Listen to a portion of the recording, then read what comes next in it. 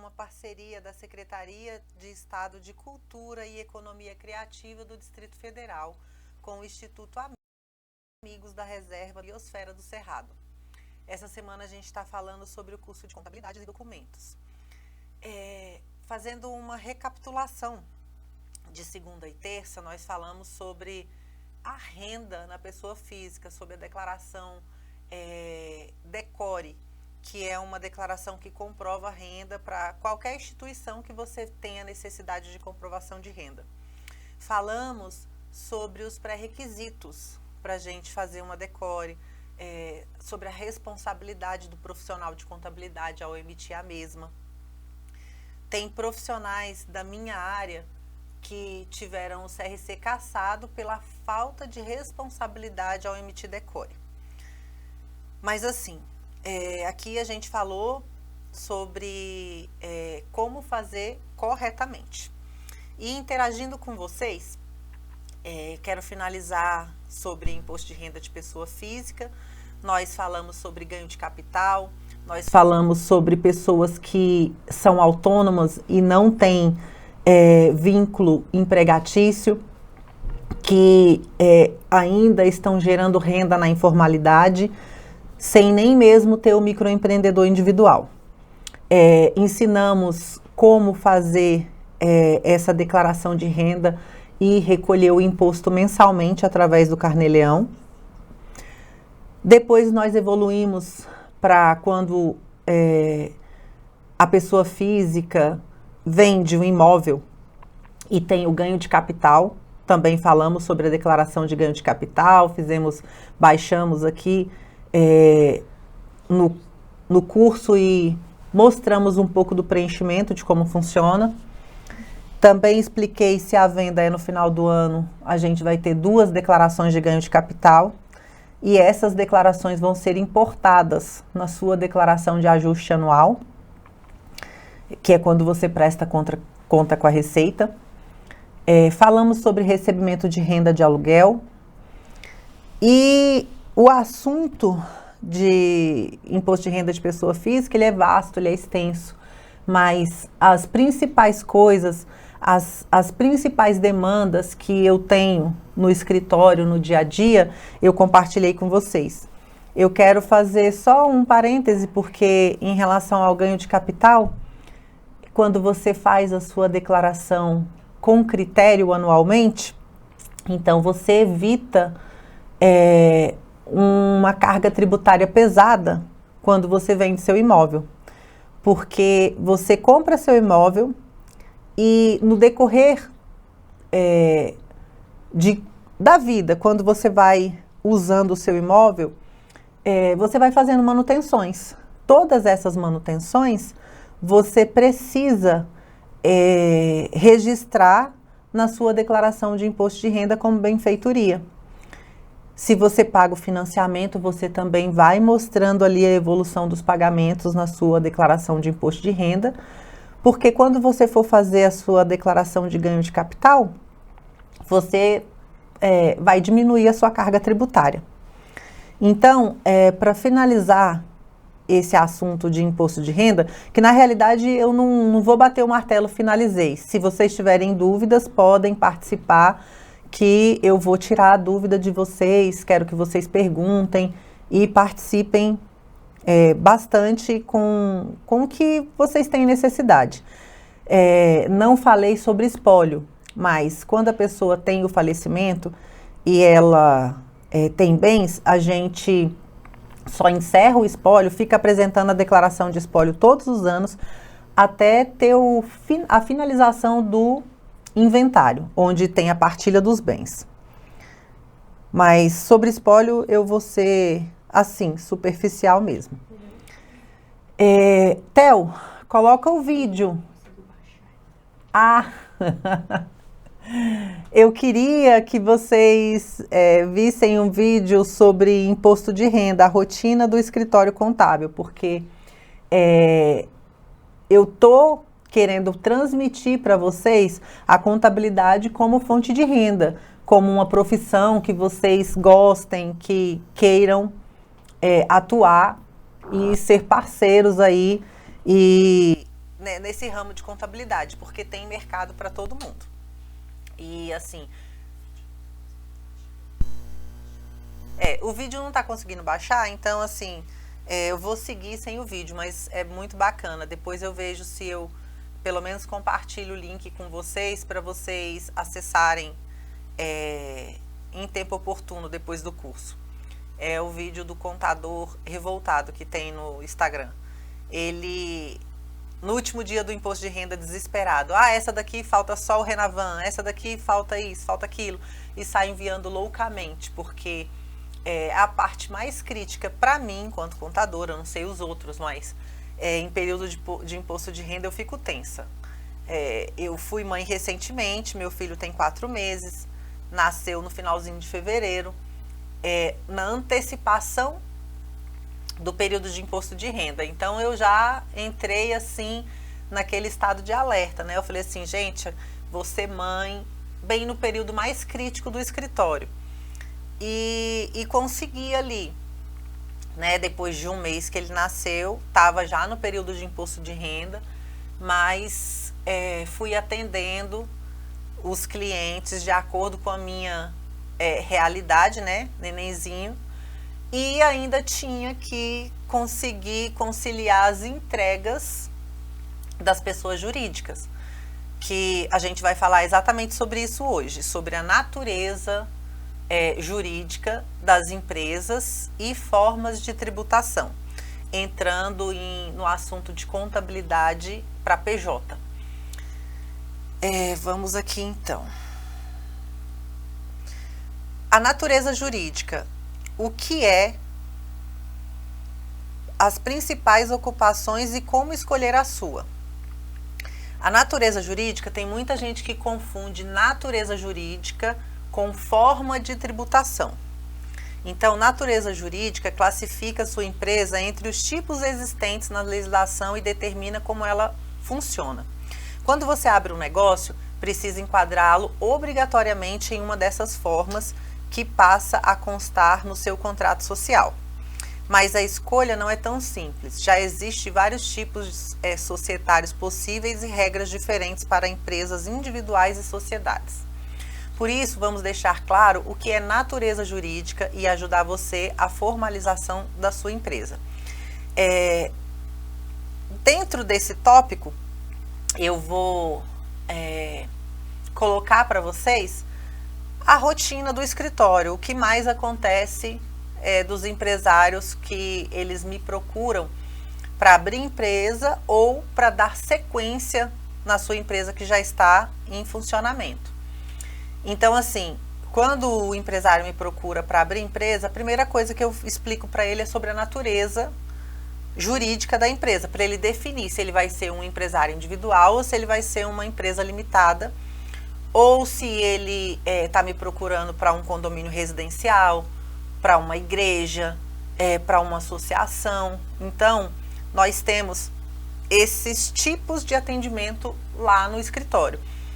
Condomínio residencial, no início da minha operação, era o meu foco. Continua sendo. Eu tenho bastante empresa limitada e condomínio residencial. Mas um futuro breve, eu quero prestar serviço, vou continuar prestando serviço para a empresa, mas eu quero que a maioria seja nesse ramo de condomínio residencial. Bom, o que é natureza jurídica? A natureza jurídica, também chamada de tipo societário, é uma forma de classificação que determina a estrutura e funcionamento de uma empresa ou de um órgão público. Quando uma empresa é aberta, precisa ser enquadrada em uma das naturezas jurídicas existentes na legislação brasileira, que permitem identificar sua constituição legal, número de sócios, obrigações, capital social.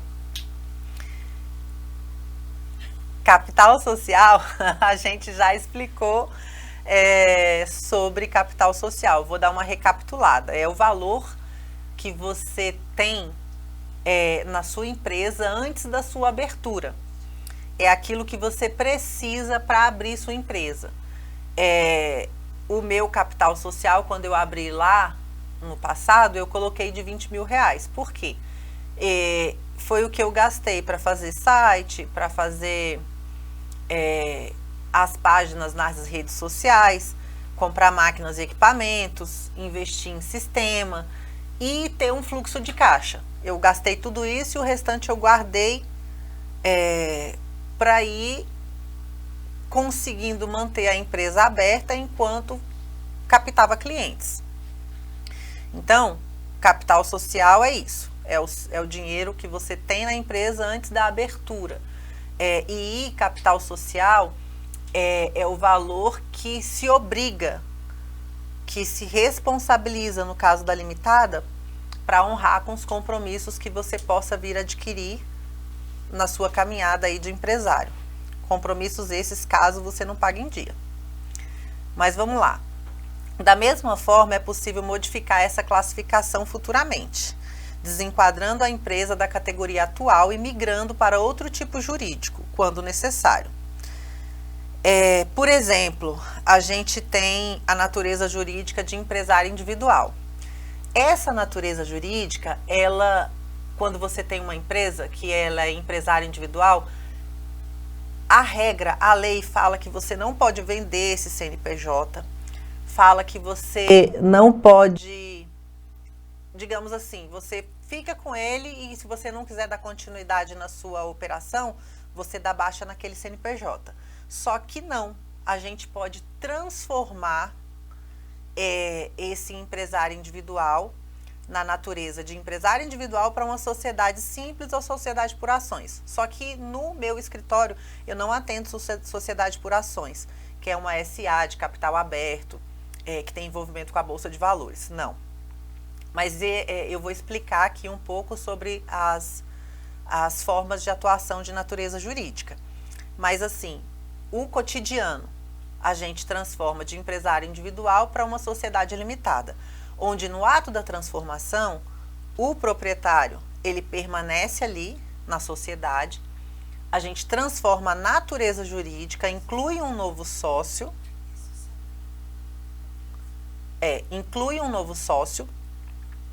e aí numa outra alteração a gente retira esse empresário que quis passar o CNPJ para outra pessoa ou que quis ampliar o seu negócio colocando um sócio, né? Então, assim, natureza jurídica é diferente de forma de tributação, né? Que a gente vai chegar nesse assunto daqui a pouquinho. No Brasil, as formas jurídicas das empresas são classificadas pela Comissão Nacional de Classificação, que é o CONCLA, vinculada ao Instituto Brasileiro de Geografia e Estatística, que é o IBGE. É o mesmo órgão que define os códigos CNAE, que são os códigos de atividade. Na minha empresa... gente, o vídeo está pronto, eu quero muito rodar, quero compartilhar ele com vocês.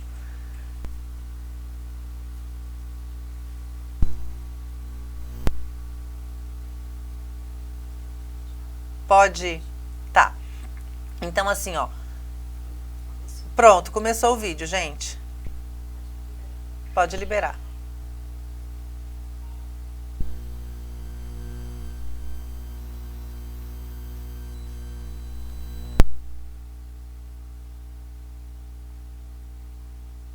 Destravou, Theo?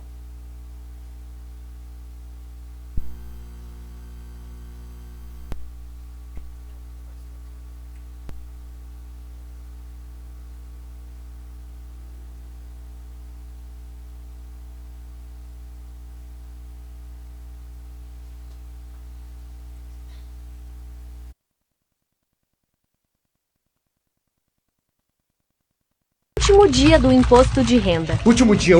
Vamos ver esse aqui. Esse aqui tá faltando só o Renavan do carro. Pronto, transmitida. Esse aqui tá faltando só o informe de rendimento Santander. Pronto, transmitida. Esse aqui tá faltando só a casa. A parcela da casa, pelo amor de Deus. Tá aqui, mandou. Transmitida.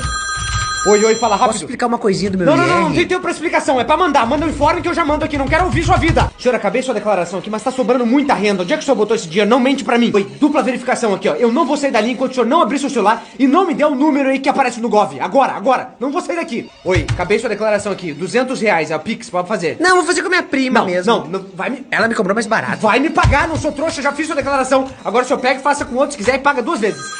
Oi, que documento eu preciso te mandar pra fazer meu IR? Não, hoje não é dia pra perguntar qual documento tem que mandar. Isso aí a vida é do senhor. Se o senhor entrar do ano passado, o senhor consegue ver todos os bens que o senhor tem, todos os bancos. E eu não sei se o senhor criou conta em banco novo, porque o senhor bota uma migalha de R$1 em cada conta bancária pra eu que tenho que ficar lançando rendimento de 20 centavos. Tem cliente pedindo SF pro Pronamp. SF? Não, manda esperar. SF só semana que vem. Eu tenho que resolver os problemas de hoje. IBGE tá cobrando questionário. Manda a merda. A última vai ser a minha. Acabei. Oi. Ainda dá tempo de entregar minha declaração. Ai, me atrapalhei esse ano, não consegui mandar antes. Sim, preciso de dinheiro. Voltamos. Esse vídeo, ele é um pouco da realidade do escritório contábil. Essa atenção, gente. Quando você é um contador de responsabilidade, você assume o compromisso com o seu cliente de enviar aquela declaração dele. Se você esquecer de enviar a declaração e você for honrado, você vai pagar a multa para o seu cliente de R$165.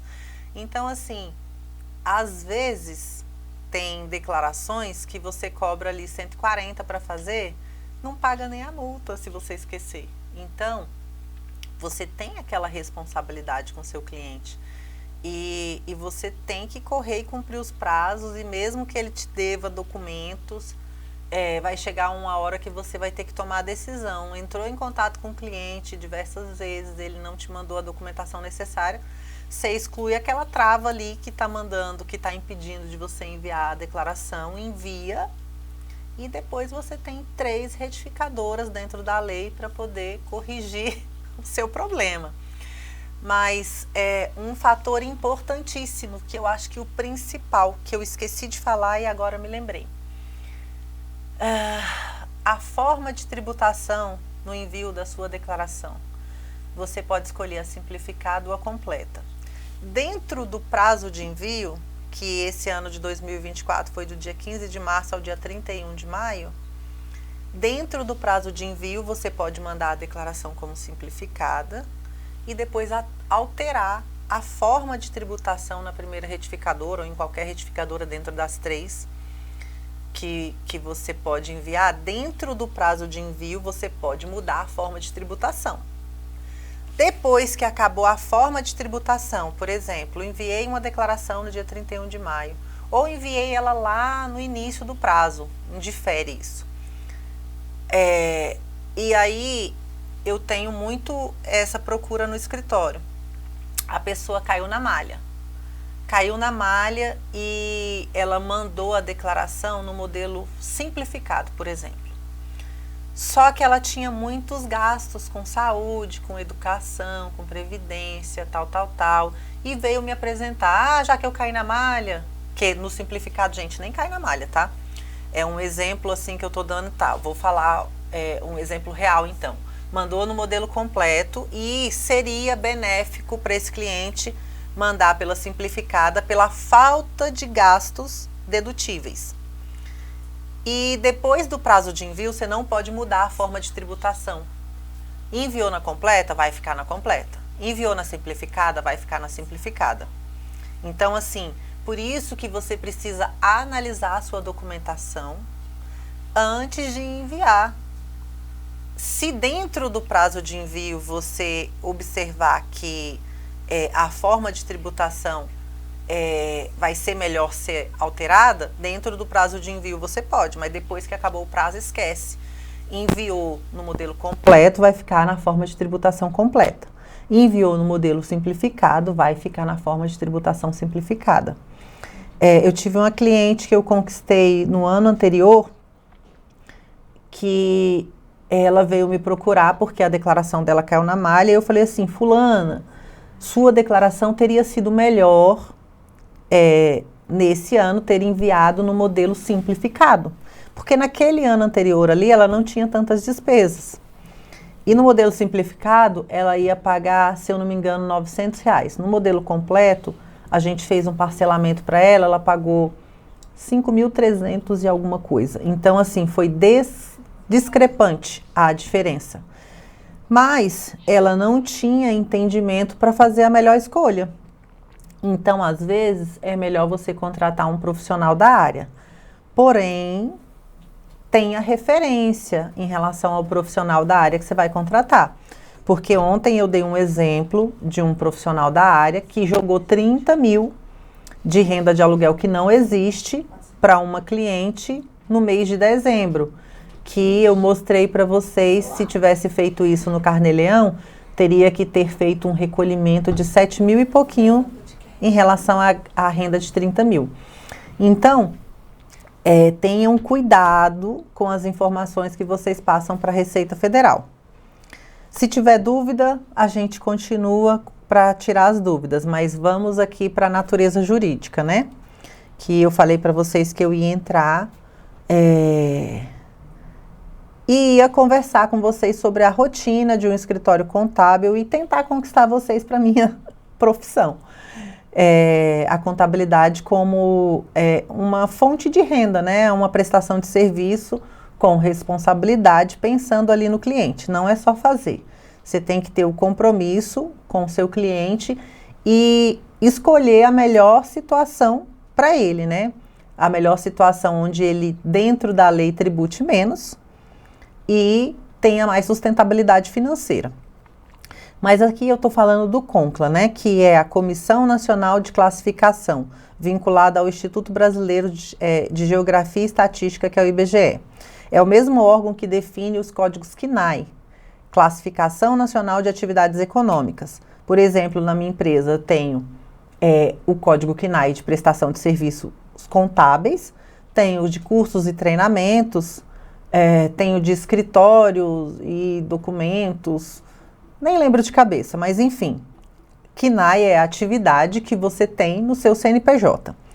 E assim, o órgão que define os CNAEs é o CONCLA, que são usados para definir as atividades exercidas pelas organizações.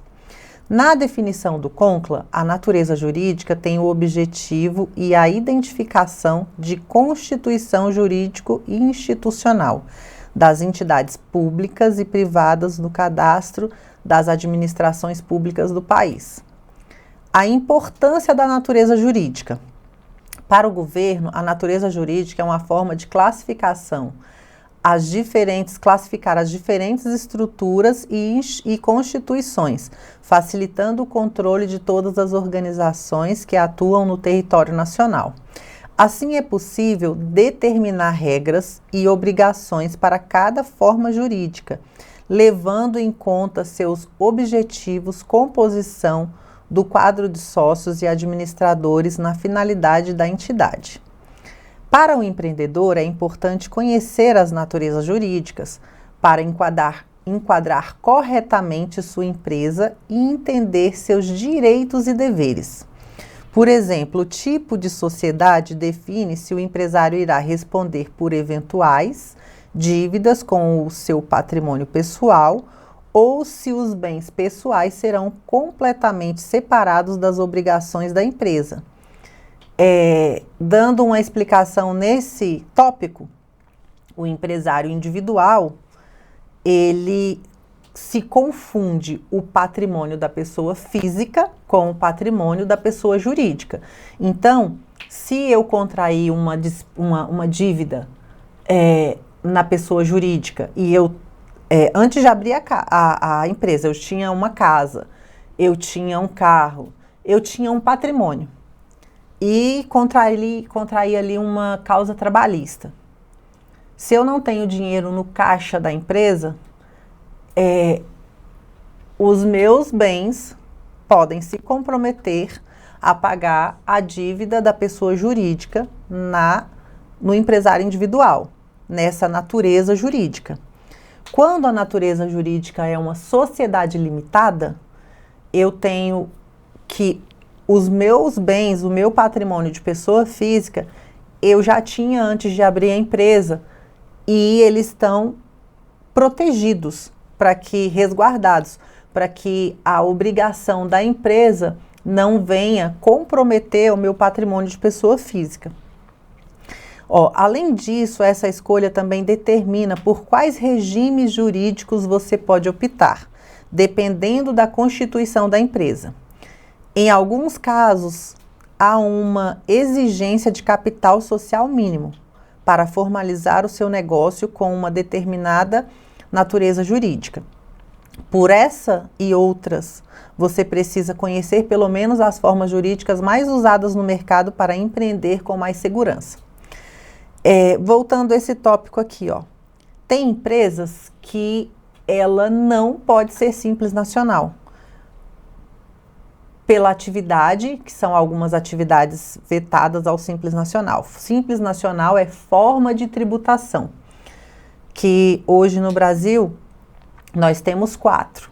E eu vou falar um pouco de cada uma delas. Mas vamos concluir aqui a nossa explicação em relação à natureza jurídica. E assim, natureza jurídica e porte empresarial. Muitas pessoas confundem isso. Muitos empreendedores confundem, né? O porte empresarial, mas são 2 conceitos diferentes. Basicamente, existem 5 portes principais. O MEI, que é o microempreendedor individual, com faturamento anual de até 81 mil. A ME, faturamento anual entre 81 e 360 mil. ME é microempresa. EPP, empresa de pequeno porte, com faturamento anual de 360 mil a 3 milhões e 600 mil. Média empresa, faturamento anual entre 4 milhões e 800 e 300 milhões. E detalhe, se você só pode ser simples nacional até o faturamento de 4 milhões e 800. Tem projeto de lei aí para aumentar o limite do MEI e o limite do Simples Nacional também. Só que não tem nada oficial lá no Diário Oficial publicado. Então, assim, enquanto não tem publicação, a gente não fala em que instância que está, se vai sair, quanto tempo vai demorar, porque na contabilidade a gente só trabalha com os fatos reais, o que já está publicado em lei. Então, o outro porte é grande empresa, com faturamento anual maior que 300 milhões. Por outro lado, existem 26 naturezas jurídicas diferentes, determinadas pelo CONCLA, entre sociedades, cooperativas e empresas individuais. Ocorre que o porte da empresa é definido com base em critérios como faturamento e número de funcionários. Já a natureza jurídica diz respeito às normas de constituição, quadro de sócios, participação de cada sócio, capital social, entre outras questões que envolvem o funcionamento da organização e seu enquadramento legal. Gente, olha, eu vou passar aqui para vocês esse link no material, tem o link do CONCLA, para a gente dar uma olhada nas naturezas jurídicas. A lista de chamada já está disponível, né, nesse primeiro tempo. Assinem, por favor. Mas, assim, é muita natureza jurídica. Por isso que o contador, ele também tem o público-alvo. Ele também tem seu nicho ali. Ele vai definir para quem ele vai prestar serviço. Então, assim, eu vou passar para vocês um pouco sobre a natureza jurídica, mas assim, as mais usadas é o que a gente vai comentar. Mas na tabela do CONCLA, só para vocês terem ideia, natureza jurídica, órgão público de poder executivo federal, de poder executivo estadual ou distrital, de poder executivo municipal, de poder legislativo federal. Então, assim, para órgão público tem aqui um monte. Fundação pública que define o direito público federal, órgão público de autônomo federal, comissão,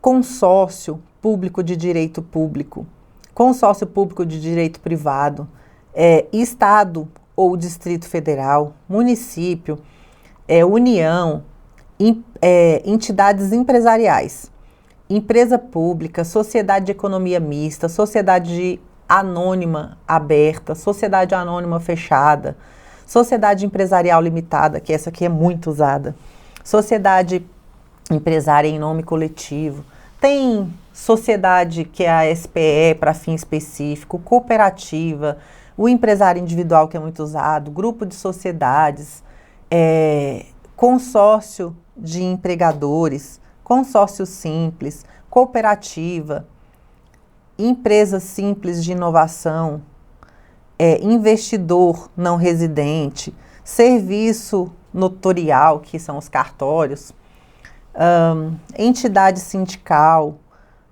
organizações religiosas, comunidade indígena, fundo privado. Eu estou pulando aqui e batendo o olho e lendo alguma coisa. Associação privada, os condomínios também, empresa individual imobiliária, contribuinte individual, candidato a cargo político, também é uma empresa, produtor rural na pessoa física, que também é uma natureza jurídica, organização internacional, outras instituições extraterritoriais.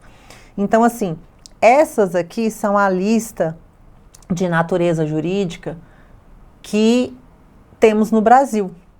Edinaura, você trabalha para todo tipo de natureza jurídica? Não, gente.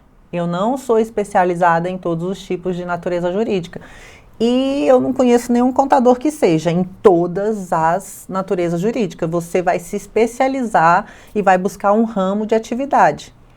Alguns que eu conheço trabalham e fazem a contabilidade de prefeitura, de administrações, mas também não atendem a algumas particularidades. Por exemplo, tem contadores que eu conheço que atende só condomínio residencial. Tem contadores que eu conheço que atendem só empresas do Simples Nacional ou só do presumido. Tradicionalmente, quem atende Simples Nacional atende presumido também, que é o meu caso. E algumas somente para lucro real, só que isso aí é forma de tributação que eu estou falando. Mas de acordo com a natureza jurídica, tem algumas naturezas que você não pode ser Simples Nacional, por exemplo, está vetado. Então aqui, deixa eu voltar para o material e já abrir para vocês essa lista grandiosa de naturezas para vocês terem noção que a natureza da empresa não é assim, só as que a gente usa mais no cotidiano. Igual no curso de empreendedores que eu falei algumas naturezas.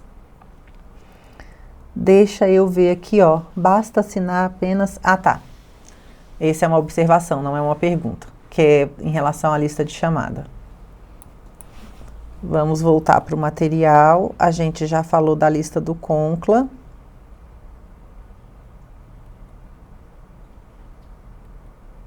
Eu acho que eu fechei o material, mas eu abro novamente aqui.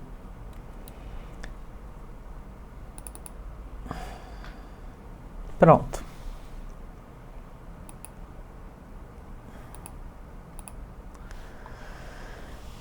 Como você pode ver, a classificação abrange desde sociedades empresárias até comunidades indígenas e entidades religiosas.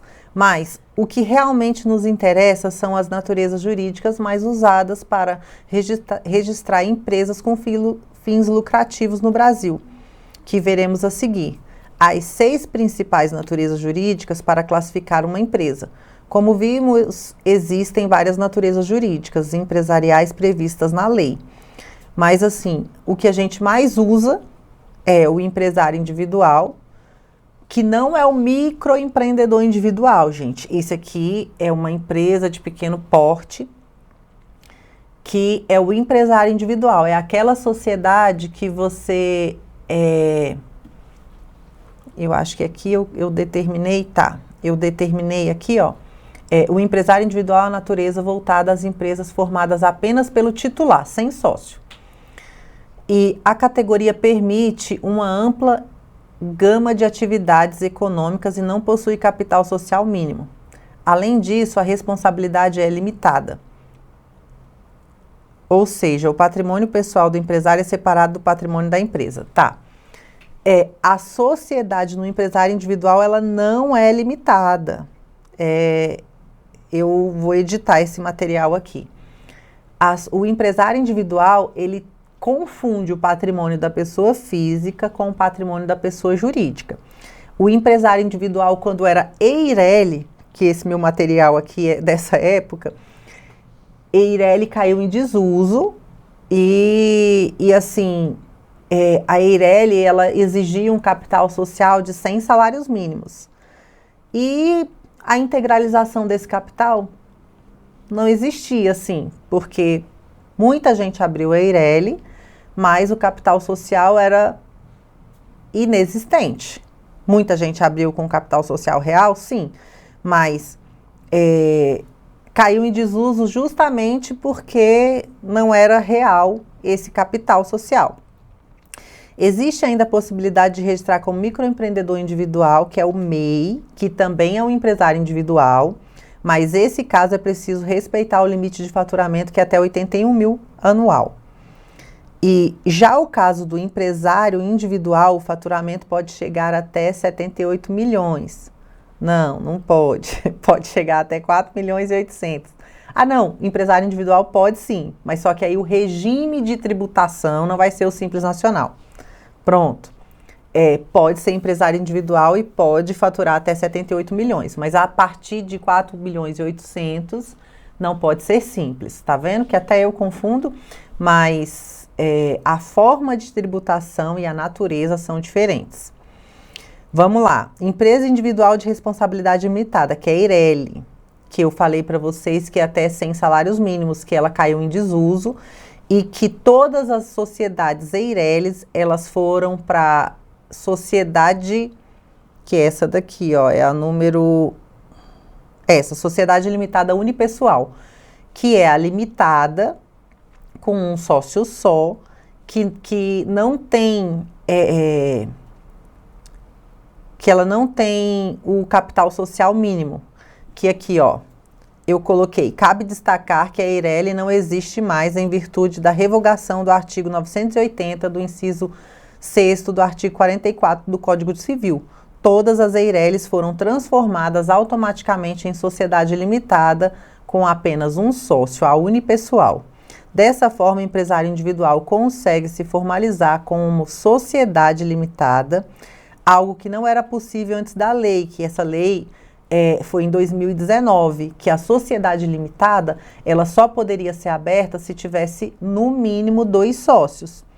Por isso que muita gente no passado colocava, eu não tenho sócio, mas colocava um filho, colocava a esposa, só para poder estar dentro da exigência da natureza jurídica limitada, para preservar o patrimônio de pessoa física.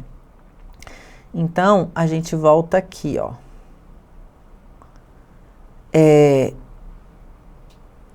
Sociedade simples. A sociedade simples é a união entre 2 ou mais profissionais da mesma área de atuação para prestar serviços alinhados à sua profissão.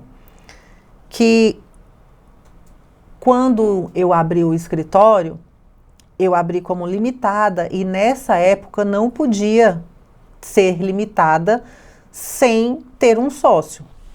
E assim, a minha profissão, ela restringe que para participar do quadro societário, você tem que ter o registro no órgão de classe. Só que eu podia fazer sociedade com qualquer pessoa que tivesse em registro em órgão de classe que não fosse o CRC. Eu podia ter um sócio advogado com registro na OAB, eu podia ter sócio até na área de imobiliária. A pessoa só tinha que ter o registro, né, do Cresce para... tem que ter um registro de órgão de classe para você participar de serviços alinhados à sua profissão. Na minha profissão, por exemplo, quando eu iniciei, eu tinha sócios. Aí depois eu fui e tirei da sociedade porque não havia mais necessidade de cumprir esse pré-requisito e as responsabilidades do empresário, elas são grandes. As responsabilidades em relação à folha de pagamento, aos impostos, a algum empréstimo que você contrai na pessoa jurídica. E assim, no meu caso, esse foi um fator importante em relação à responsabilidade, onde eu contraí empréstimo na pessoa jurídica e não quis que a sociedade respondesse pelo compromisso financeiro que eu fiz. Então, nesse momento, eu desfiz a sociedade para não responsabilizar outra pessoa. Mas, assim, se não tivesse essa alteração da lei, que foi em 2019, onde permitia que a sociedade limitada pudesse ser só de um sócio, eu ia permanecer nessa exigência e ter um sócio pelo menos com 1%. Lá no capital, no contrato social. Mas a lei teve sua alteração e beneficiou muita gente com isso. A sociedade limitada, que anteriormente precisava de sócio, agora não, pode ser uma só. Sociedade anônima, que a sociedade é uma empresa que tem o capital dividido em ações. Nesse modelo, a responsabilidade de cada acionista está limitada ao capital de suas ações. E o patrimônio do negócio fica completamente separado da pessoa. Geralmente, as SA são empresas com grande pretensão de crescimento, já que podem captar recursos com facilidade por meio de vendas de papéis. Vendas de papéis é quando a pessoa emite debêntures, por exemplo. Você compra ali, a debêntures é como se fosse uma ação temporária. Você faz aquele investimento na sociedade e vai ter o seu capital com garantia certa de rentabilidade depois de um período. Tradicionalmente, a gente emite esses papéis com um prazo de no mínimo 2 anos. Mas esses prazos são estipulados pela sociedade que vai liberar esses papéis para captar recurso. E é um investimento certo, tá? Para quem quer investir, debêntures, ele tem ali aquela proteção de você fez a aplicação, vai ter a sua rentabilidade e o seu capital de volta, garantido no final do prazo que foi emitida a debêntures.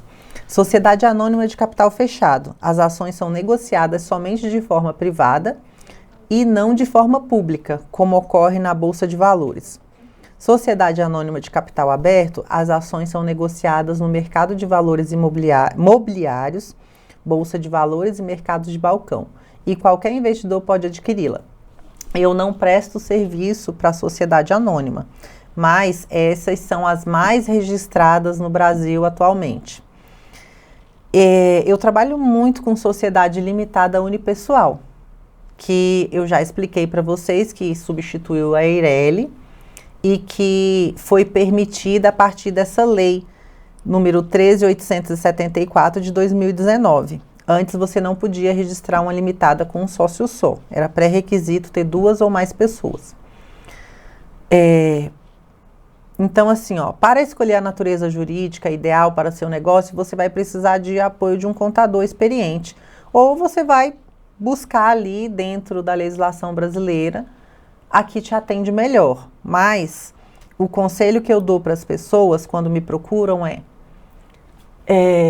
uma limitada, porque você protege o seu patrimônio de pessoa física e tem aquela segurança ali, né, de, por exemplo, não confundir o patrimônio e não se responsabilizar com as dívidas da pessoa jurídica em relação ao seu patrimônio. Mas tem muitos clientes que ainda abrem a empresa individual porque as taxas na junta são menores e são pessoas assim que não têm esse medo da proteção em relação ao patrimônio de pessoa física. Por quê? Porque são pessoas que falam bem assim, não, o meu negócio eu vou emitir nota para empresa X e Y, o meu faturamento vai ser esse e a minha forma de tributação vai ser o Simples Nacional e eu vou pagar tudo em dia e eu não tenho medo de contrair dívida porque eu vou pagar tudo em dia. Eu vou separar do meu faturamento o que eu tenho que pagar para as determinadas pessoas, para a folha de pagamento, para a tributação de imposto. e vou manter tudo em dia. Então eu não vou contrair dívida. Então eu não preciso de ter esse medo de resguardar o meu patrimônio da pessoa física e ter taxas menores em relação a registro na junta comercial. Tem pessoas que escolhem isso, mas eu sempre direciono para a limitada. Quais são as 4 formas de atuação das empresas que em relação à forma de tributação? No Brasil, as empresas podem optar por 4 regimes tributários, que é o MEI, o Simples Nacional, o lucro presumido e o lucro real. O enquadramento define quais obrigações deverão ser cumpridas pelas organizações.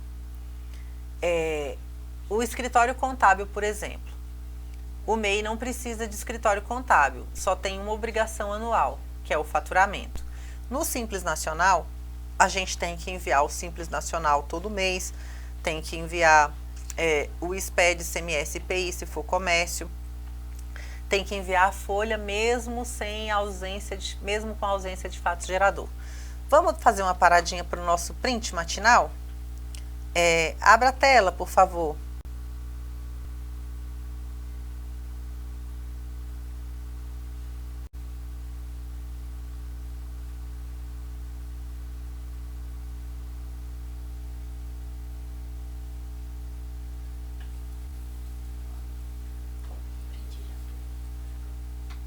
E eu queria que vocês participassem. Estou conseguindo conquistar alguém aqui para contabilidade. Vocês... É um assunto que teoricamente é um pouco chatinho, mas é apaixonante a contabilidade.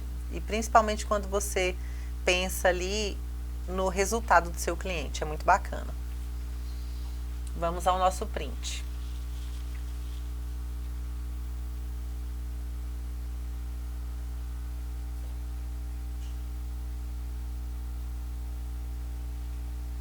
Não pisca. Meu olho chega a arde. Vamos voltar. Pronto, já tiramos o print. Deixa eu voltar para o meu material aqui, ó. As obrigações de envio das obrigações em relação às declarações que o escritório de contabilidade tem que enviar, ela é definida pela forma de tributação. Então, assim, no MEI, a única obrigação que você tem que enviar é a declaração de faturamento. Qual que é a multa de não envio? Ela é R$50. Se você não enviar dentro do prazo, que foi até o dia 31 de maio, aí você vai ter essa multa de R$50. Mas, se você pagar antes do vencimento, ela tem desconto de 50%. No Simples Nacional, a gente tem outras obrigações com outras multas e de não envio. E por isso que o escritório de contabilidade ele tem que ficar atento aos prazos e à forma de tributação, fazer checklist, verificar se a obrigação foi enviada. Eu tenho sistemas hoje que a gente, depois que envia a obrigação, você lança no sistema que enviou. Só que tem obrigações que voltam, viu, gente? Tem obrigações que voltam e aí foi rejeitado o arquivo. E se você não tiver checklisting para conferência, se essa obrigação foi validada, você vai pagar multa. Uma multa recorrente e pesadíssima, até mesmo para empresas do Simples Nacional, é o envio do SPED CMS IPI. Se você deixar de enviar 3 meses, a consequência é suspensão da inscrição estadual e multa de R$1.905 por não envio dessa obrigação. Se o arquivo for rejeitado, você vai ser penalizado nessa situação. Então, assim, ser contador no Brasil é muita responsabilidade. Por quê? Se você tem um contrato assinado com seu cliente e a obrigação é contábil, ele te contratou para enviar as obrigações, você tem que honrar ali com o pagamento dessa multa. Pelo menos é assim que eu pratico, né? Eu faço checklisting para evitar exatamente essas situações, mas pode acontecer. No lucro presumido, as obrigações são maiores e com maior responsabilidade, e as multas são mais pesadas. O lucro real tem multa de 16 mil por mês. se você não enviar as obrigações. No meu escritório, eu tinha uma empresa de lucro real, mas achei inviável manter. Então, a minha rotina é para empresas do Simples Nacional e lucro presumido. O enquadramento define quais obrigações deverão ser cumpridas pelas organizações. O que é tributação e quais são seus tipos? A tributação no país consiste no grupo de tributos que as empresas devem pagar para o governo. Podem ser para o governo municipal, estadual ou federal. No Brasil existe uma longa lista deles, já que se dividem em impostos, taxas e contribuições. Quais são os impostos que uma microempresa paga? Os principais impostos que uma microempresa paga são COFINS, que é contribuição para financiamento da Seguridade Social. CSLL, contribuição social sobre o lucro líquido. CPP, contribuição previdenciária patrimonial. IRPJ, imposto de renda para pessoa jurídica. O PIS, programa de integração social. ISS, imposto sobre serviço. ICMS, imposto sobre circulação de mercadoria e prestação de serviço. A boa notícia para microempresas optantes do Simples Nacional é que a maioria desses tributos vem reunidos no documento de arrecadação do Simples Nacional, que é o DAS, o que facilita muito a vida do pequeno empreendedor. No Simples Nacional, a carga tributária ela é reduzida, porque cada imposto desse, ele tem um percentual no lucro presumido e para o lucro real. No lucro real tem alguns que a gente consegue economizar na apuração, se der prejuízo, a gente vai economizar um pouquinho sobre o imposto de renda de pessoa jurídica e a contribuição social sobre o lucro líquido, porque se não houve lucro, como que você vai contribuir em cima do lucro, né? E assim, empresas do lucro real, elas têm muita despesa. Eu vou falar sobre as despesas dessas empresas em relação à forma de tributação. Mas, usualmente, pequenas empresas de pequeno porte, elas optam para o Simples Nacional porque há uma redução na carga tributária. Por exemplo, eu vou chegar a falar sobre os anexos do Simples Nacional e nessa hora eu faço um comparativo. Ainda assim, é importante saber o que está pagando. A seguir, vamos explicar um pouco mais sobre cada um desses impostos e para que servem. A contribuição para o financiamento da Seguridade Social, COFINS, essa contribuição é destinada à Seguridade Social e é calculada sobre o faturamento da microempresa. Varia de acordo com o regime de tributação, sendo variável para o Simples Nacional, 3% no lucro presumido e 7,6% no lucro real. Então, a gente já está começando a fazer uma comparação entre as formas de tributação. No Simples Nacional fala que a COFINS ela é variável, por quê? Na primeira faixa do Simples Nacional, quando você é prestador de serviço, a sua carga tributária total em relação ao seu faturamento ela é 6%. Então, dentro dos 6%, você está pagando o ISS, você está pagando o COFINS, o PIS, a contribuição social sobre o lucro líquido, o CPP, que é a Previdência Patronal, que é o INSS.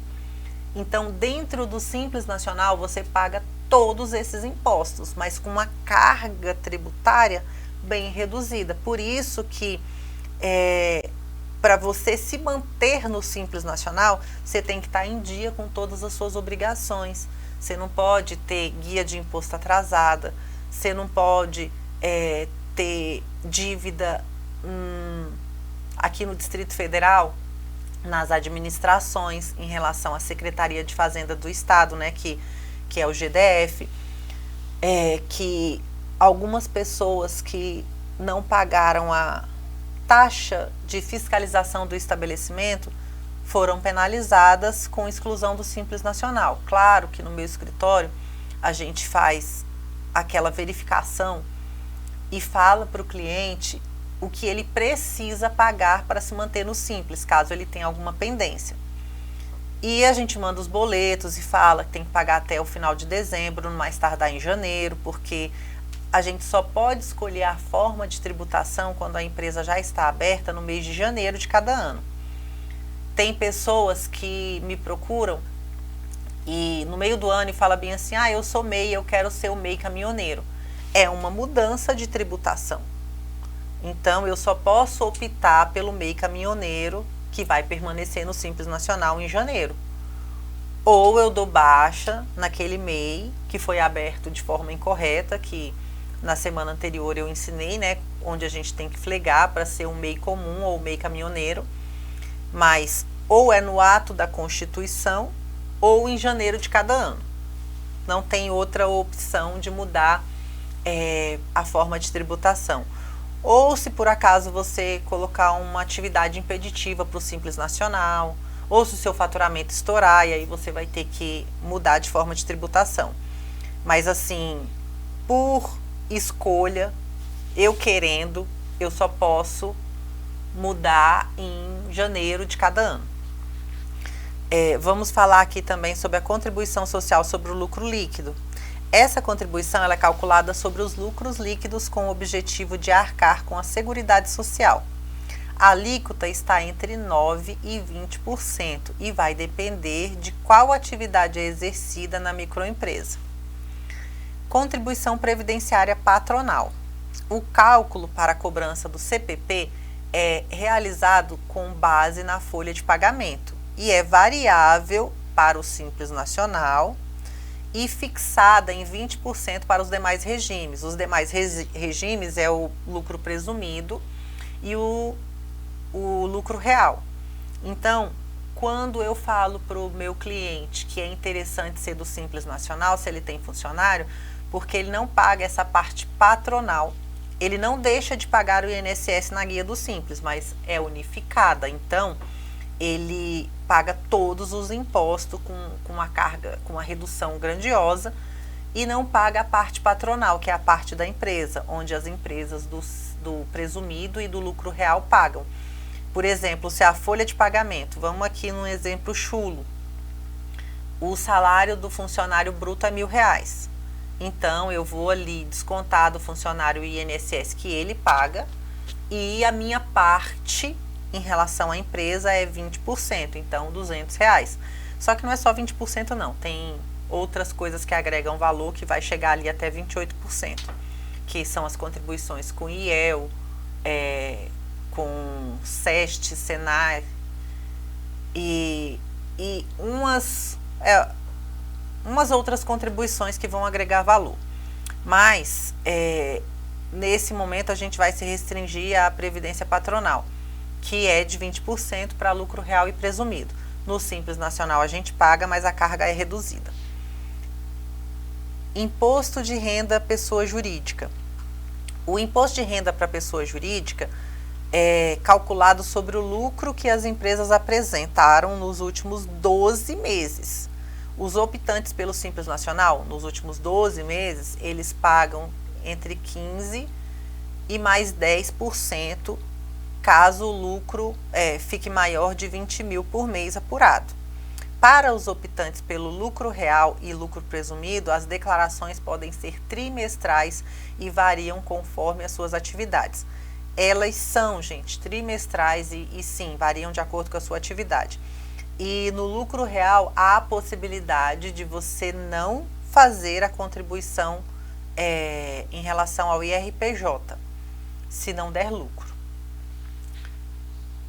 Mas os outros impostos você não deixa de fazer a sua contribuição. Programa de Integração Social, que é o PIS. O PIS é um dos impostos mais... Tá faltando pouco para o intervalo. Vamos falar só do PIS. O PIS é um dos impostos mais conhecidos e ele é destinado ao financiamento do seguro-desemprego e do abono. A alíquota é dividida de acordo com o regime tributário, sendo variável para o Simples Nacional, 0,65% para o lucro presumido e 1,65% para o lucro real. Então, vamos fazer um intervalo para o nosso cafezinho e já já a gente volta. Tchau, tchau.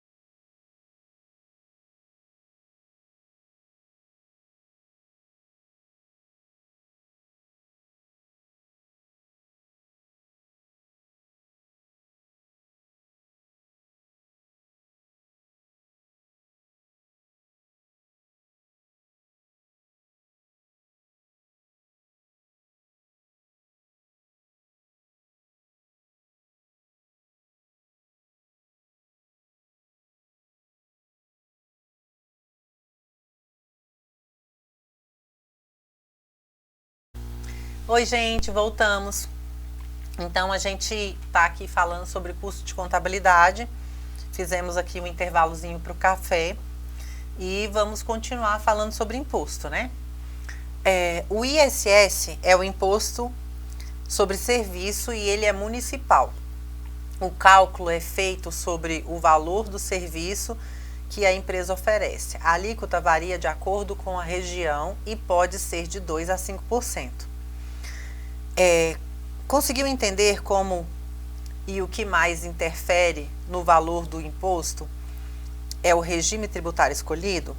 Escolher corretamente entre Simples Nacional, lucro presumido, lucro real é o melhor caminho para fazer o planejamento tributário e evitar problemas com a Receita Federal. Um tópico importante em relação ao ISS. No Simples Nacional, as empresas optantes pelo Simples Nacional, mesmo que tenha atividades que a tributação é de 5%, pela redução e do benefício no Simples Nacional, o ISS é de 2% para empresas do Simples Nacional. Toda vez que você vai emitir uma nota de serviço, obrigatoriamente você tem que colocar empresa optante pelo Simples Nacional, faixa de tributação, aí você coloca se é a primeira, se é a segunda, e coloca lá que o ISS é de 2%. Esse ISS ele também pode ser variável lá no Simples, mas quando você já está em outras faixas de tributação. Mas a carga do Simples Nacional ela é bem reduzida. Então é interessante para pequenas empresas ficarem no Simples Nacional. Justamente por isso que eu comentei que assim, se você não tiver em dia com as suas obrigações estaduais e municipais e federais, você não consegue permanecer no Simples, porque existe essa punição que tira você do Simples Nacional se você tem algum atraso com a Receita Federal ou com a Secretaria de Fazenda do seu estado. Então, assim, tem bastante benefício, reduz bastante a carga tributária. O nome é Simples Nacional, mas dentro da contabilidade é o complicado nacional, porque são vários anexos e assim, tem algumas condições para você estar dentro daqueles anexos. Eu vou falar um pouquinho mais agora. Deixa esse mouse aqui voltar para minha tela. Voltou, cadê? Voltou. Quanto que uma empresa paga de imposto em cada regime tributário? Confira os 4 regimes tributários do Brasil e assim, a gente vem bem aqui, ó, e o MEI, que é o CIMEI, a gente está falando e batendo muito da tecla, é o regime dos microempreendedores individuais que unifica os impostos mensais em um único documento de arrecadação, que é o DAI-CIMEI. Nesse regime, todos os impostos são compilados em um único pagamento mensal. Só que nesse regime, eu vou abrir aqui a explicação que você paga o INSS e o ISS ou o ICMS, ou os dois junto com o INSS, se sua atividade no MEI tiver prestação de serviço e comércio. Então, a carga tributária no MEI, ela é muito maior que a reduzida, só que tem esse limite de faturamento. Não é qualquer pessoa que pode ser MEI. Igual eu comentei no curso anterior de empreendedorismo, eu tenho alguns clientes que me perguntaram, tem clínica de cirurgia plástica, clínica odontológica, e pergunta por que eu não posso ser MEI? Porque algumas atividades, aliás, algumas não, muitas atividades são vetadas no MEI. Algumas atividades também são vetadas no Simples Nacional. Outras atividades, como médico, por exemplo, né, que é consultório, para atendimento clínico ali. Essa atividade, ela é condicionada para ser do Simples Nacional se ela tiver uma folha de pagamento. Então, ela tem que gerar emprego. E essa folha de pagamento tem que ser 28% do seu faturamento. Por exemplo, se esse médico fatura 10 mil por mês, não é isso, gente, eu estou dando um exemplo hipotético. Ele tem que ter uma folha de pagamento de R$ 2.800 para ficar no Simples Nacional. Se ele não tiver essa folha de pagamento, então ele não pode ser do Simples Nacional na atividade dele. Então, assim, não é só o faturamento que te leva para o Simples Nacional e não é só a sua atividade. Se ele não tiver essa folha de pagamento, ele vai para o anexo 5, que é um anexo caro do Simples Nacional. Eu falo caro porque, assim, a faixa inicial de tributação é 15,5% do seu faturamento. Resumindo em miúdos, se você vender 10 mil, 1.550 é de imposto exclusivamente para pagar o Simples Nacional. Fora os custos que você vai ter com contador, com água, com luz, com aluguel, entendeu? Se não tiver o funcionário. Só que a sua folha de pagamento também pode ser composta pela sua retirada de prolabore, que é o pagamento que o dono da empresa retira da empresa para ele e contribui com o INSS. Vocês estão me atrapalhando, lindas.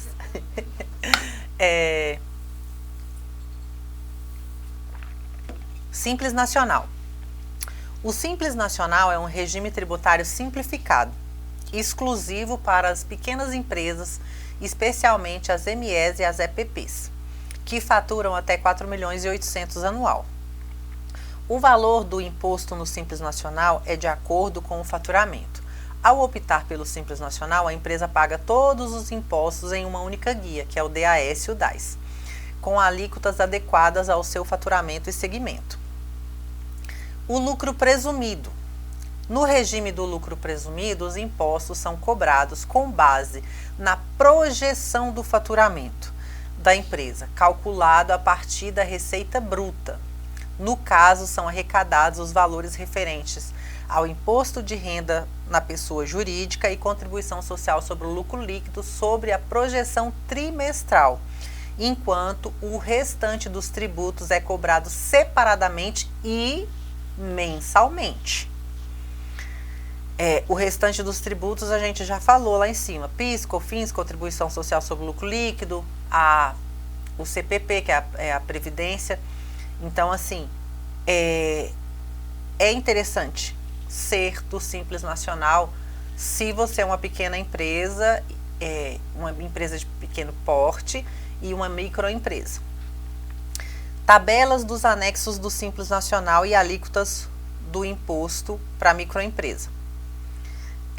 Para quem é optante do Simples Nacional, é importante ficar de olho nas tabelas dos anexos do Simples Nacional e as suas alíquotas para o pagamento dos impostos da microempresa. Em caso de dúvida, fale com um especialista, pode ser eu. O Simples Nacional é composto por 5 anexos. Cada um deles possui faixas de alíquotas diferentes. Então, assim, o anexo 1 do Simples Nacional é empresa de comércio. Então, assim, na venda de mercadoria, se você tem uma tributação até 180 mil no ano, você vai pagar da sua venda 4% do Simples Nacional. 4% é a guia total. Vendi R$10.400 é a minha guia do Simples Nacional. Dentro desses 400 tem o ICMS, o CPP, a contribuição social sobre o lucro líquido, o PIS, o imposto de renda, todos os que a gente comentou nessa aula no primeiro período. Então, assim, há uma redução de carga tributária grandiosa no Simples Nacional, por isso que tem pré-requisitos para você permanecer nele. Se você não tiver em dia com as suas obrigações, é um dos pré-requisitos que você já vai ser excluído. Algumas atividades e algumas naturezas jurídicas também não pode ser do Simples. Vamos lá. A sua guia de PGDAS, que é a declaração do Simples Nacional, tem cliente que fala bem assim: por que a minha guia do Simples Nacional veio tão alta? Aí o cliente faturou lá 100 e poucos mil no mês, ou vamos num exemplo bem real. E assim, o Simples Nacional ele é cumulativo, então a receita bruta total de 12 meses, ela interfere nessa média e em relação à alíquota que você vai tributar na sua guia do Simples Nacional. Então assim, no seu faturamento anual, 180 mil, você fica ali, né, no comércio com essa faixa de 4%. Vamos para a calculadora aqui, ó. 180 mil, 180 dividido por 12. Você pode faturar 15 mil por mês na venda de mercadoria para ficar na primeira faixa do Simples Nacional. Ah, eu vou deixar de vender para poder ficar na primeira faixa do Simples Nacional? Não. Você vai ter ali esse benefício e quando sobe, ele não sobe direto para 7,3%. Na segunda faixa, quando você está faturando ali entre 180 mil e 360 mil no ano, o percentual é 7,3%, mas tem esse benefício da parcela deduzir, quanto descontado o valor recolhido. Eu não vou entrar no mérito da questão de como fazer o cálculo do Simples Nacional. Por quê? Foi um conhecimento adquirido em 4 anos ali na faculdade, não tem como eu ir nesse curso rápido e explicar para vocês como é a forma de cálculo. E eu acredito que presencialmente seria mais fácil de ensinar para vocês como é o cálculo. Pela internet e num curso virtual eu não vou nem entrar nesse mérito porque a gente não vai ter sucesso e nem tempo.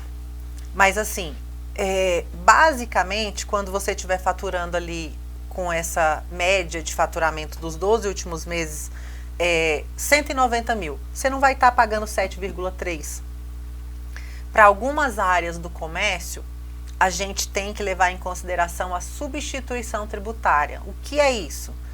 Você efetuou o pagamento do ICMS no ato da compra da mercadoria. Quando você for vender, você pode abater esse imposto na sua guia do Simples Nacional, onde você informa qual é o NCM da mercadoria que você pagou a substituição tributária. E Dinaura, o que é NCM? Para colocar assim em palavras simples, a gente tem uma mão e cada dedinho tem uma digital. E cada ser humano tem a sua própria digital. Então, cada produto tem o seu NCM. O NCM desses produtos é como se fosse a digital desses produtos. Então, assim, pelo códigozinho do NCM, a gente faz uma tabela de tributação e nessa tabela de tributação a gente sabe quais são os códigos que tem a substituição tributária. Quando o meu cliente me envia o XML, que é a nota fiscal em formato digital para que eu importe ele no sistema, dentro da nota fiscal tem essa relação de NCM. A gente importa a relação de NCM que o cliente comprou no mês para o Excel e faz ali aquela tabela de tributação, onde a gente separa quem tem substituição tributária e quem não tem. No ato de apurar o Simples Nacional, essa é uma particularidade que alguns escritórios podem passar desapercebido e não fazer. E assim, eu conquisto alguns novos clientes justamente porque a gente tem esse compromisso de reduzir a carga tributária paga pelo cliente dentro da lei. Então, a gente usa a substituição tributária, analisa os NCMs do nosso cliente e faz essa redução. Por quê? Porque se ele já pagou esse imposto na compra da mercadoria, quando ele vai vender, ele não precisa de pagar novamente. Mesmo dentro da guia do Simples Nacional, tendo essa redução, a gente informa que já houve o pagamento, tendo toda a a base de tributação a ser comprovada, caso a gente venha sofrer uma fiscalização, de cada produto, de cada coisa que o meu cliente emitiu em relação ao XML, em relação à nota emitida, e a gente separa e reduz ali a carga tributária. Tem cliente que está faturando mensalmente, mensalmente não, no acúmulo de 12 meses, com a média de faturamento que fica ali entre 480 mil, 520 mil, e ele teria que estar pagando 9,5% nessa faixa de tributação no comércio. Mas ele tem produtos que têm substituição tributária.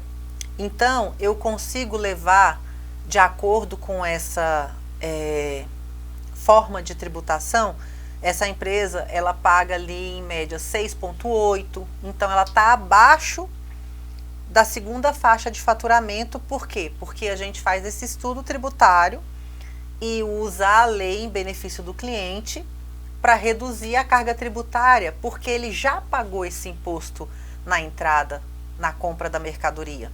Então, esse é um compromisso que a gente tem ali no meu escritório, que mensalmente a gente faz esse análise tributária de cliente a cliente.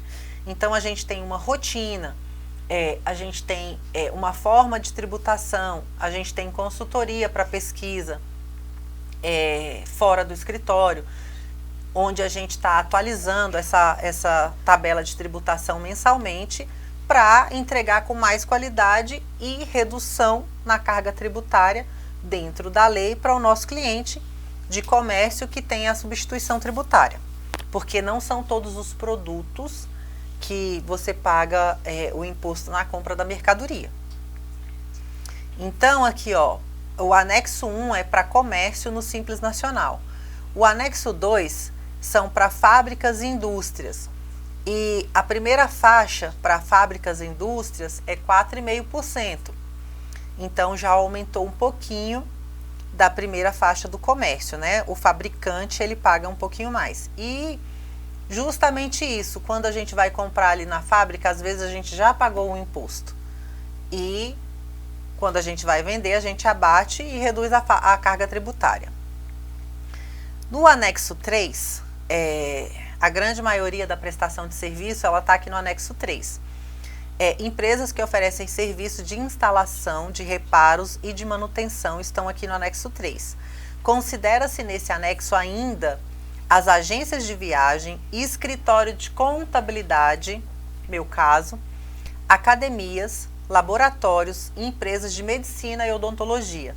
Porém, tem algumas atividades que eu expliquei para vocês. Gente, a lista de presença, podem assinar. Quem já assinou no primeiro período não precisa de assinar novamente.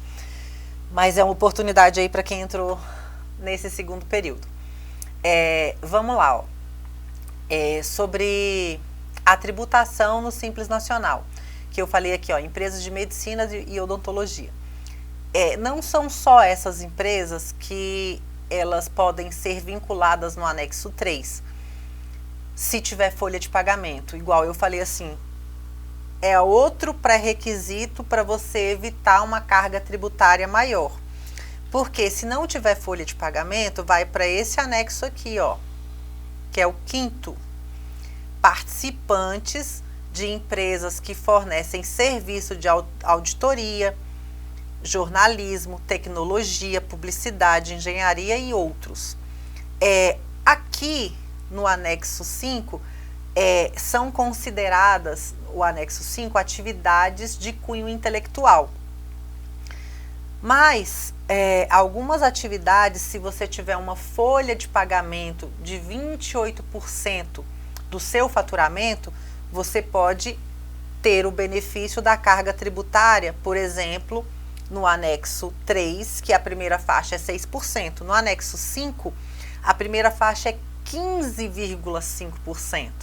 Então, ela é mais que o dobro do anexo 3. Então, compensa você gerar emprego ou fazer uma retirada de prolabore um pouco maior. Lembrando que a retirada de prolabore, ela pode compor ali a sua folha? Pode. Mas, se você tiver um faturamento de 100 mil, por exemplo, e não tiver funcionário e fizer só a retirada de prolabore, seu prolabore vai ter que ser de 28 mil.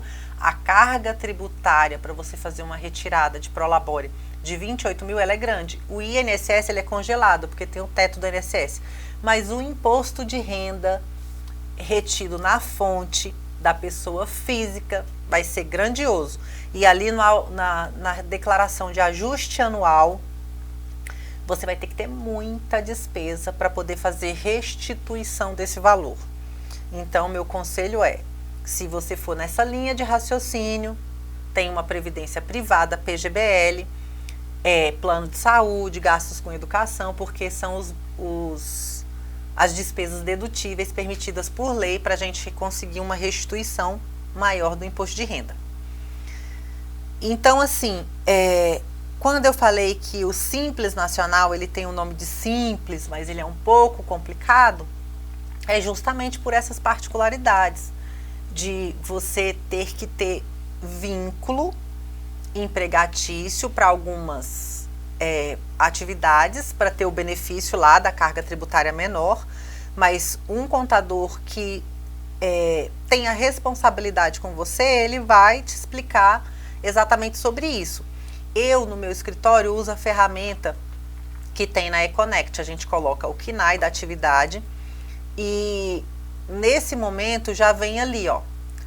Atividade pode ser do Simples Nacional anexo 3 se tiver a folha de pagamento de até 28%, que é o fator R. Muita gente fala bem assim, a minha atividade está vinculada ao fator R. Fator R é a folha de pagamento. Para colocar em palavras de fácil entendimento para você que não é da área contábil.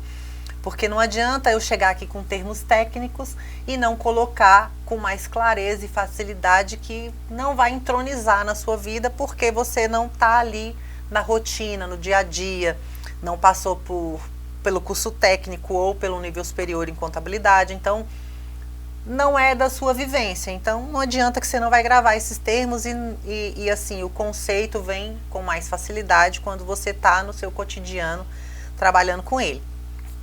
No anexo 4 do Simples Nacional, tem algumas atividades que você tem que pagar a parte patronal do INSS.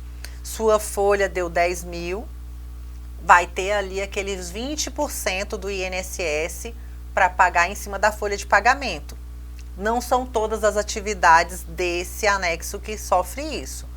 Mas assim, esse anexo aqui é um anexo que a gente tem que ter cuidado no Simples Nacional, porque tem essa consequência da folha de pagamento sofrer essa tributação maior em 20%. Porque assim, eu quero ser do anexo 4, porque no serviço a primeira alíquota é 4,5%.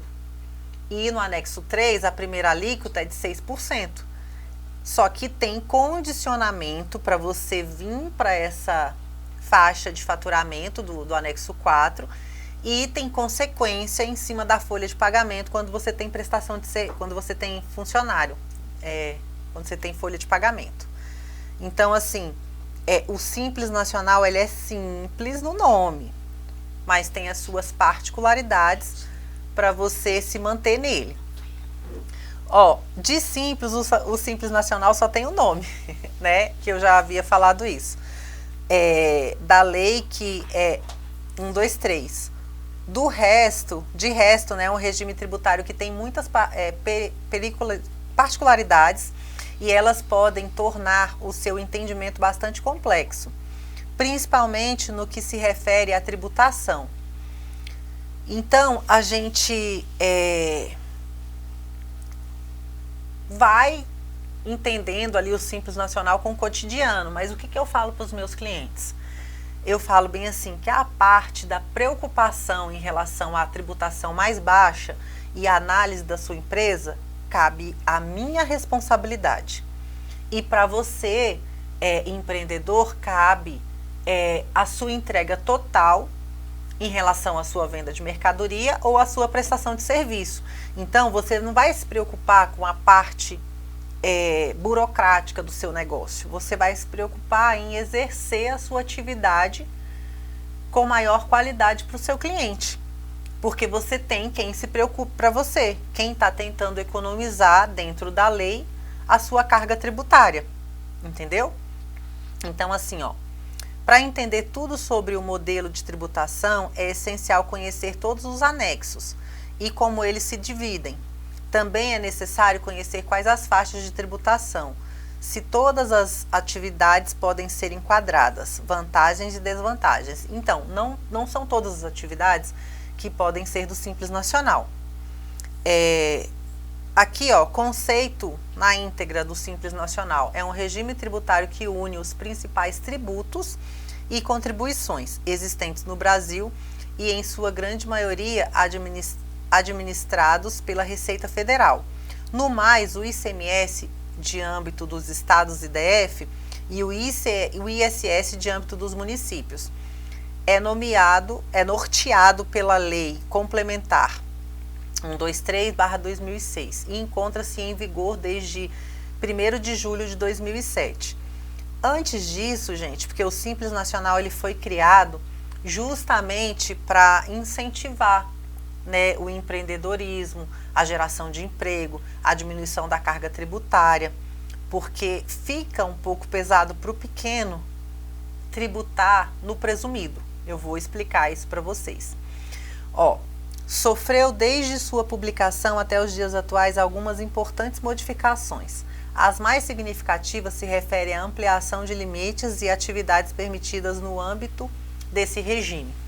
Em 2018, por exemplo, entraram em vigor uma série de novas mudanças e em uma das principais reformulações da lei desde a sua criação. Quais são os benefícios do Simples Nacional?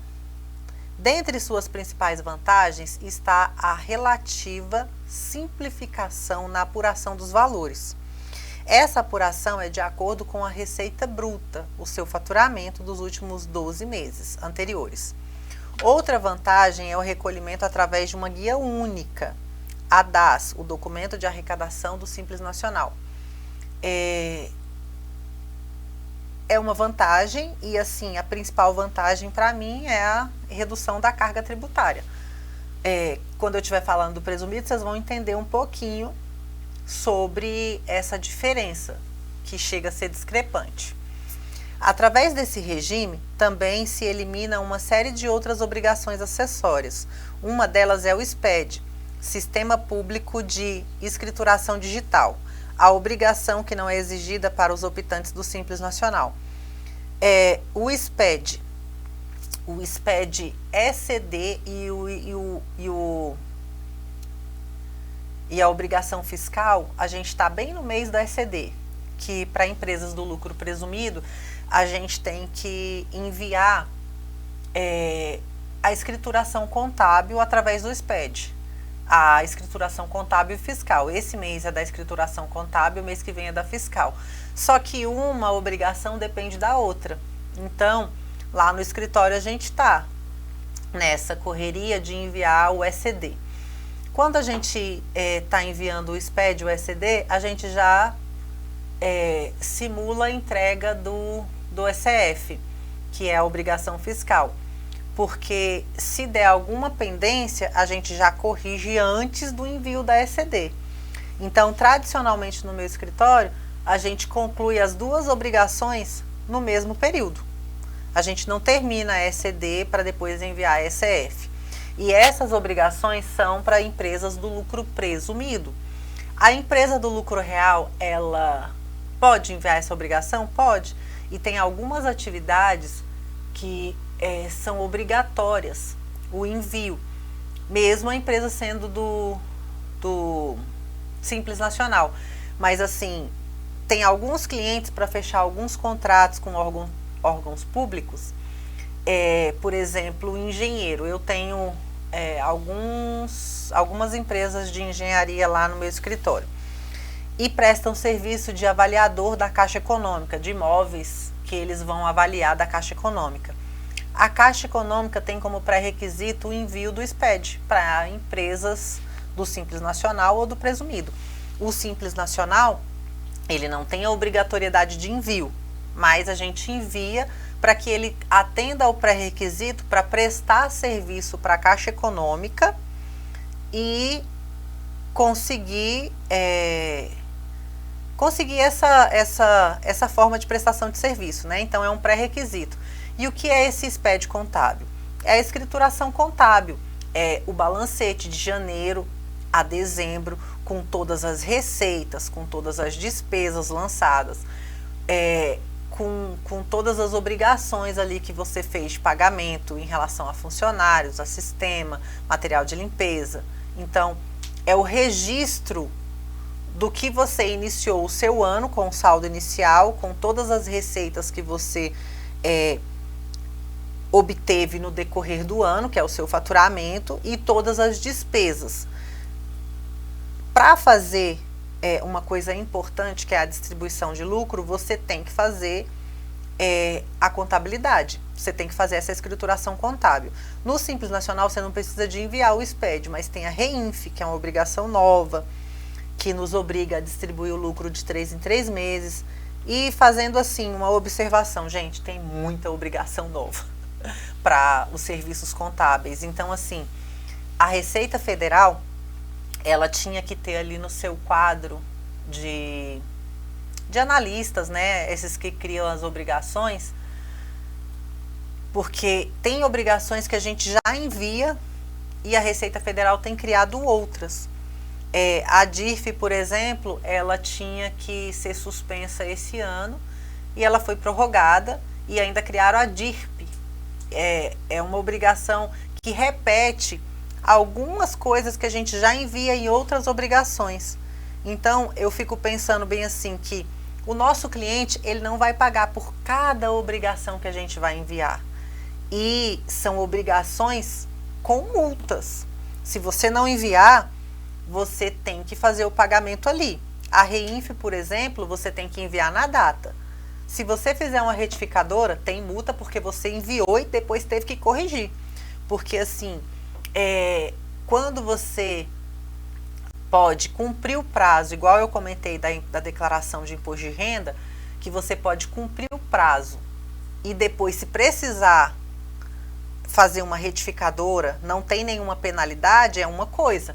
Agora, quando você tem uma obrigação que você tem que enviar ela da primeira vez e ela é passiva de multa, e que se você tiver uma retificadora você vai ser multado também, eu acho assim,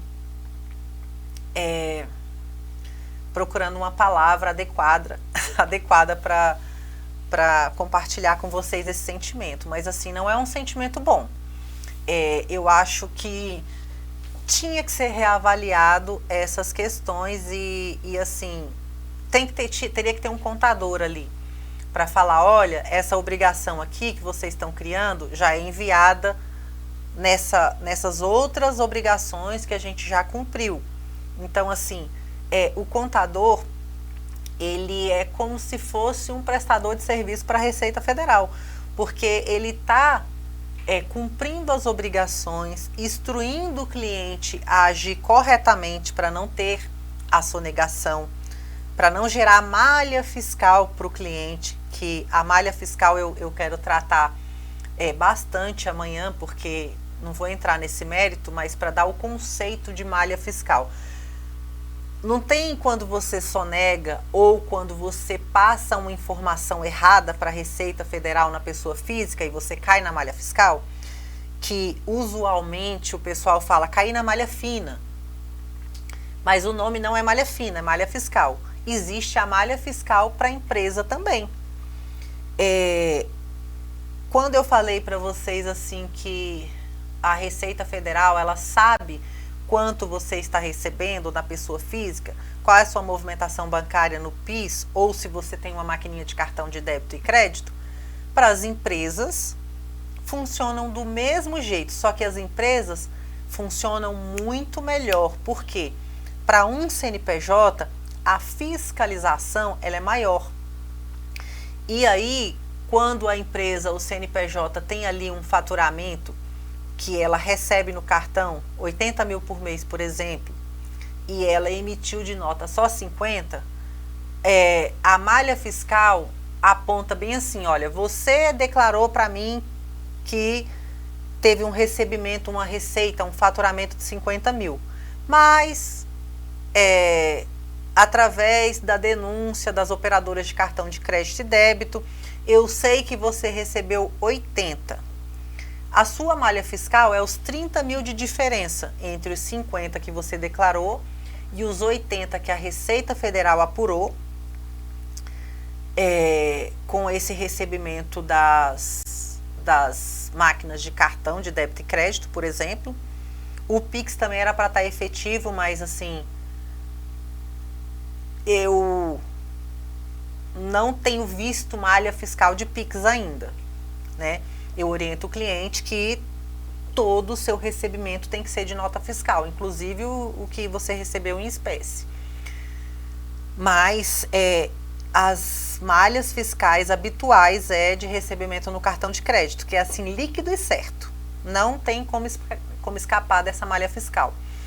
Então, assim, qual é a consequência dessa malha fiscal na sua empresa? É pagar o imposto que você teria que pagar com aquele faturamento que você recebeu com multa e juros.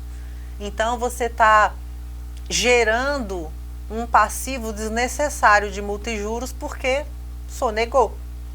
Ou, né, por algum motivo, não fez essa parte da declaração correta na emissão do faturamento. Gente, vamos abrir a câmera para tirar o nosso segundo print? Por favor.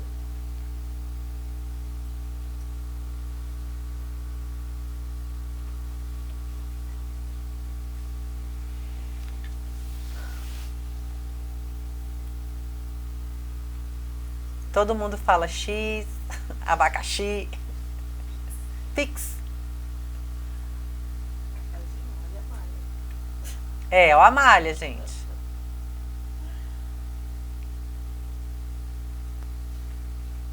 Pronto. Já pode piscar de novo. Respirar. Respirar também, é verdade. Então, vamos voltar aqui, ao nosso assunto de malha fiscal na pessoa jurídica. Eu ainda estava falando ali das obrigações, né?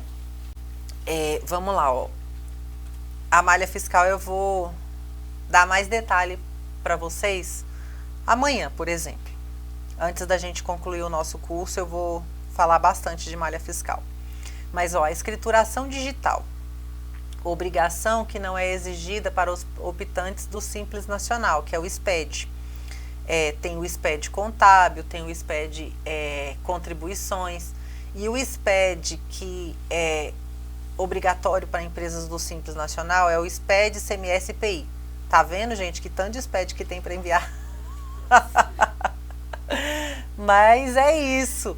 E é boa a vida de contador. Por mais que você tenha que cumprir todas essas obrigações, eu não vou falar para vocês que assim, é uma responsabilidade, mas é a profissão que eu escolhi e não tenho plano B. É isso que eu vou fazer para viver, e é o que eu gosto de fazer. E assim, a satisfação nessa minha profissão, a minha satisfação é esse compromisso, é saber que eu estou entregando com qualidade para o meu cliente, é saber que ele está fazendo o maior aproveitamento em relação à redução de carga tributária, é olhar para o negócio dele e falar bem assim, olha, você está contratando essa função, e na sua convenção coletiva, essa função tem o salário X, por exemplo, de R$ 1.500, o salário inicial, você contratou com um salário de 2.000, então você sobe o salário mínimo para essa categoria para 2.000, mas para você não subir direto, coloca aqui uma gratificação por cargo de confiança, já que você quer pagar a mais para essa pessoa, mas você não vai subir além do que já está lá garantido na convenção coletiva, o pagamento para essa função. Então, assim, explicar para o cliente que ele vai estar subindo o valor mínimo de salário para aquela função, se ele não fizer uma diferenciação para pagar o que ele quer pagar a mais, né? Então, assim, ou deixar ele esclarecido em relação ao que ele está fazendo, porque existe essa diferença de você fazer sem saber e de você mesmo assim fazer com orientação, entendeu? Então assim, o contador ele tem esse papel de orientar e esclarecer o cliente para que ele não tome nenhuma decisão que venha gerar uma despesa maior para ele, né? E é isso. Ó, apesar de ser um regime tributário que facilita a arrecadação de imposto, antes de fazer essa opção é necessário avaliar a sua alíquota de imposto de acordo com sua atividade, sua faixa de tributação e o anexo que ela estará inserida, a sua atividade, né? O que normalmente é recomendado se a faixa de tributação ficar muito próxima comparando o simples com outra opção, ou até se o do simples ficar uma porcentagem pequena mais alta. Ainda pode ser que compense ficar no simples em função da facilidade que o regime proporciona com relação ao pagamento de impostos, porque no presumido você tem cada guia de imposto, você paga uma guia e tem datas de vencimento no dia 20, no dia 25, então você tem que administrar mais papéis. Ó, afinal, o que se poderia eventualmente economizar nessa diferença? Acaba se perdendo na possibilidade de esclarecimento de uma das guias, de esquecimento, gente, de uma das guias de pagamento de outro regime, por exemplo, o que poderia acarretar em uma multa maior ou essa diferença, além da tranquilidade de não ter que se atentar a tantas datas e guias. O anexo 5 do Simples Nacional, ele tem aqui, ó, uma tributação que se inicia com 15,5% e de 3 milhões e 600 a 4 milhões e 800, uma carga tributária de 30,5% do seu faturamento. O exemplo chulo, né, porque se faturar 10 mil não vai pagar 30%, mas assim, para você entender quanto você deixaria para os cofres públicos em cima de 10 mil, R$ 3.500, R$ 3.050. Então assim, que é 30,5% de imposto em cima do seu faturamento nessa última faixa. Então o anexo 5, quando o cliente tem uma atividade dentro do anexo 5, a gente vai fazer um estudo tributário e ver para ele a viabilidade de ele ficar no simples ou de ir para o presumido diretamente. Mas, nas observações que a gente fez, às vezes compensa, para não ter que administrar tantos papéis, permanecer no Simples Nacional com uma guia unificada. Porque quando você esquece de pagar uma guia, tem ali a multa e os juros, e elas não são brandas, elas são pesadas. Vamos aqui voltar para o nosso material. Minha empresa pode optar pelo Simples? Não é toda empresa que pode fazer a opção por esse regime de tributário. Normalmente, em função de suas vantagens, o Simples é sempre preferido, mas há uma limitação de atividades, que é fruto de uma combinação de uma série de fatores. Além da própria atividade em si ter que estar inserida em algum dos anexos vigentes, é necessário verificar algumas outras situações. Exemplo de uma atividade vetada no Simples Nacional, que aqui no estúdio a gente comentou com ela na semana anterior, é a terceirização, a prestação de serviço terceirizado. Essa atividade ela é excluída do Simples Nacional.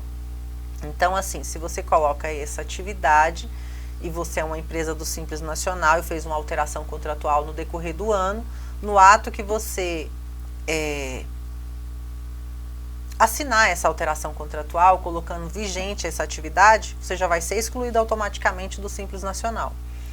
E por isso que eu falo, quais são as suas atividades? Explica aqui para mim o que você vai fazer para exercer sua atividade. Quando o cliente me fala exatamente o que ele vai fazer, aí eu determino o KNAI que vai atender a atividade dele E qual o melhor KNAI? Qual o KNAI que vai atender, que fique com a tributação mais em conta? Eu tenho alguns clientes na área de tecnologia que eles querem usar uns KNAIs que estão lá no anexo 5 do Simples Nacional. Para esses clientes, eu falo bem assim, ó, a sua atividade que você faz isso, isso e aquilo, pode ser essa atividade X aqui. Mesmo assim, eu quero essa atividade no meu KNAI. Aí eu não coloco ela como atividade principal, eu deixo ela lá no finalzinho como atividade secundária. Porque se ele quiser emitir nota com aquela atividade e aquela atividade ela é sujeita ao fator R, então naquele mês ele tem que ter uma folha. Se ele não tiver funcionário mensalmente registrado, naquele mês em especial que ele emitiu nota com aquela atividade, com aquele KNAI, eu vou fazer uma retirada de prolabore mais alta para ele. Então, assim, isso é você olhar para o negócio do seu cliente para que ele tenha mais segurança e menor carga tributária. Então, ele não entende disso. Quem entende é o contador, e o contador que tem que ficar atento a essas questões em relação ao faturamento e aos pré-requisitos para estar em cada anexo do Simples Nacional. Quem não pode solicitar a opção do Simples Nacional? Hoje, cada vez mais atividades estão sendo permitidas no Simples Nacional, de acordo com os ajustes e alteração da lei, porém ainda há uma restrição significativa que coloca outras tantas atividades como impeditivas de optar pelo Simples Nacional. Fora a questão das atividades, ainda há uma série de situações com relação ao modelo empresarial que impossibilita a inclusão do Simples Nacional. Lembra que eu falei sobre a natureza? Eu vou fazer uma finalização aqui, ó. Eu quero abrir uma igreja. Igreja não pode ser Simples Nacional. Ela não tem fim lucrativo, é uma empresa de terceiro setor. Da mesma forma que uma associação também não pode ser Simples Nacional, que tem associações de cunho privado e assim, com fins lucrativos ou não. Mas direto ela vai para o presumido. Essa forma essa natureza essa natureza jurídica dessa empresa. Então, assim, de acordo com algumas naturezas, a gente não pode fazer a opção do Simples Nacional. E deixa eu só interagir aqui no chat para ver se tem alguma pergunta. Não tem. Amanhã a gente conclui sobre essa questão de forma de tributação. Vou falar do presumido, do lucro real. E hoje quero terminar com vocês, quero que vocês coloquem assim as suas perguntas, mas escrevam amanhã, porque eu não tenho tempo de responder hoje. E assim, eu sou Edinaura, contadora, e estou de blusa branca, cabelo preto, e essa é uma parceria da Secretaria de Estado de Cultura e Economia Criativa do Distrito Federal com o Instituto Amigos da Reserva da Biosfera do Cerrado. Gente, até amanhã. Guardem aí a lista das perguntas, tá? Um abraço. Tchau, tchau.